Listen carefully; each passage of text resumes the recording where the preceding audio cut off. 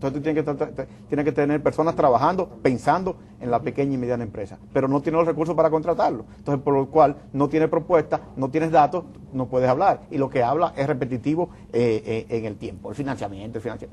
Exacto. Entonces, tú tienes dos pecados originales. El tercer pecado original... El tercer pecado lo vamos a ver cuando regresemos de la pausa, Franklin, para que tú lo puedas explicar.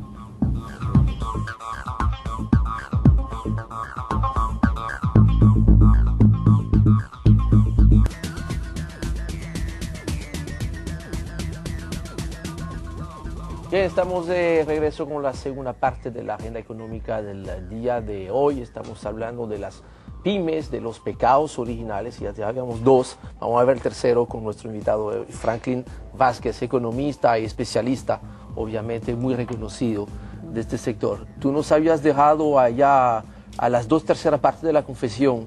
Hay un tercer pecado que hay que confesar. El tercer pecado original es la situación de las propias empresas de manera individual. Por ejemplo, estos años de crisis económica, 2008, empezando del 2003, pero el salto después al 2008, 2009, se crea un problema serio de las propias empresas. Entonces, ¿qué están haciendo las empresas? Están tratando de hacer cosas para sobrevivir. Si tú analizas, por ejemplo, sector por sector, los muebleros están todos quebrados, en su mayoría, y los que no están en ese proceso. El calzado. Tú buscas los calzados, están en la misma ruta de eso. Entonces tú buscas los metalmecánicos, y hay algunos que han podido sobrevivir por algunas transformaciones internas que han hecho. Entonces, tú buscas, por ejemplo, los artesanos. Los artesanos probablemente han permanecido por el asunto del turismo, que de alguna manera da cierta... Pero si hablamos de lo que ellos hacen en términos de la innovación, de lo que han cambiado, no ha pasado nada. Entonces, las empresas están por sobrevivir.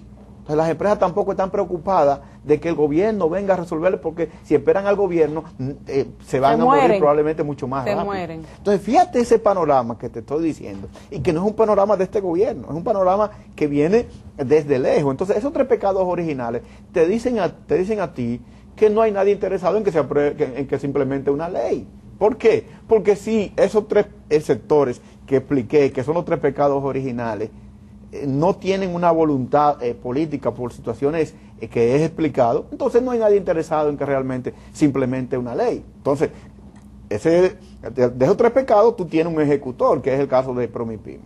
Promipyme per se ha desvirtuado lo que es originalmente su creación, ¿de acuerdo? Se ha convertido en un ente fundamentalmente financiero, pero que ni siquiera sabe uno lo que está pasando. ¿Cuándo fue la última vez que se dio un informe de lo que estaba pasando en Promipyme, de la cantidad de préstamos que se habían hecho, de a quién estaba dirigido los préstamos? Sí, toda esa información yo no la tengo, ni no la veo por ningún lado, ¿de acuerdo? Entonces, desde ese punto de vista tú me dices... Mira que se han canalizado recursos, porque el Banco Central, la Junta Monetaria liberalizó fondos y hubo una serie de operacionnes que efectivamente hubo inyección de recursos. Sí, pero ahí hay un problemita técnico que no es tan así, porque no es un sumarrete así, no es que pasan. Ahí hay una serie de asuntos técnicos, inclusive de credibilidad, que yo no sé hasta dónde realmente esos recursos se inyectan de manera directa a Promipyme. Sobre todo porque, y lo voy a decir claramente, el Banco de Reserva tiene también su Promipyme y presta a pequeñas y medianas empresas y a microempresas. O sea, que hay una mini competencia. Sí, que hay una mini competencia, hay una competencia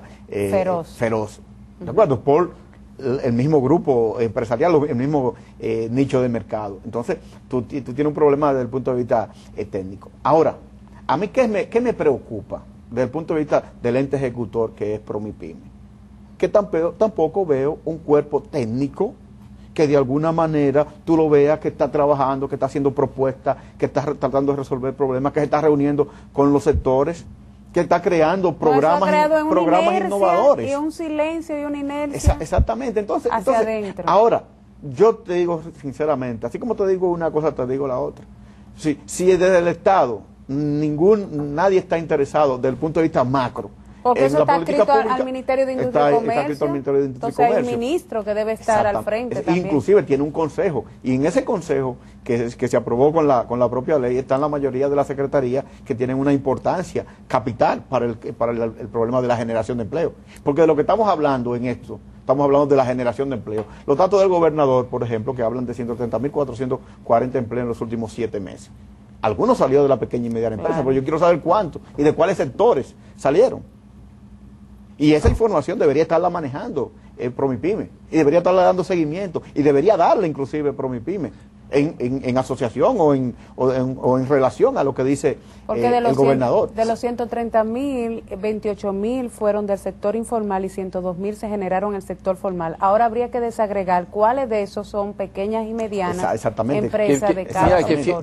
Porque están por tipo de sector, pero no por tipo de empresa. Sí, por ejemplo, la industria tuvo como 15.000 empleos creados. Ahora, el subsector económico que más aportó, que es el de otros servicios, básicamente por la tipificación de este sector, de otros servicios, que está muy bien documentado en el libro que mencionamos ayer, que publicó el PNUD, el capítulo 5 sobre empleo. Básicamente, eso de otros servicios son las MIPYMES. No, ahí tú tienes básicamente salones de belleza, tú tienes taller, artesanía, ebanistería, que es el sector que ha logrado recuperar una parte significativa del empleo que había perdido, porque es un sector que es muy flexible, pierde y gana muy rápidamente empleo. De ahí la importancia en salida de crisis de poder animar este sector, porque es ahí donde es más fácil volver a crear empleos, más que una empresa grande. No, y porque si tú calculas, si tú estimas en términos promedios cuánto te cuesta un empleo en la pequeña y mediana empresa, te cuesta mucho menos que lo que te cuesta en una gran empresa. Que obviamente tú vas a tener en una gran empresa economía de escala.